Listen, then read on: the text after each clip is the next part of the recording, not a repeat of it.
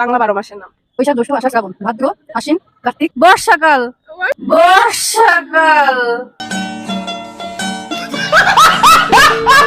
আমাদের বরিশালের হচ্ছে একটা কন্টেন্ট ক্রিয়েটর আপুকে পেয়ে গেছি, তো এখন কোশ্চেন 3টা আমি আপুকে জিজ্ঞেস করতেছি।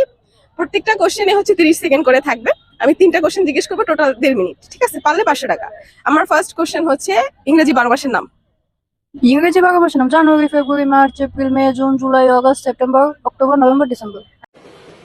अच्छा ठीक है। আচ্ছা, আমার সেকেন্ড কোশ্চেন হচ্ছে বাংলা 12 মাসের নাম।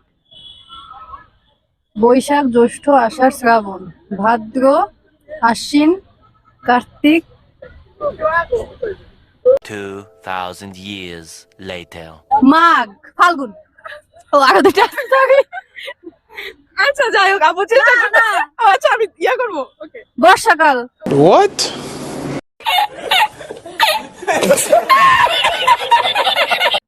আর শীত, চৈত্র, আষাঢ়। আষাঢ়, চৈত্র বলি না, বাট হয়ে গেছে। আষাঢ়, চৈত্র। কিন্তু হয়ে গেছে, কিন্তু শেষের কয়টা কিন্তু কোনো মিল ছিল না। শেষের প্রশ্ন হচ্ছে আরবি 12 মাসের নাম। এটা পারবো না। ये तो फेल।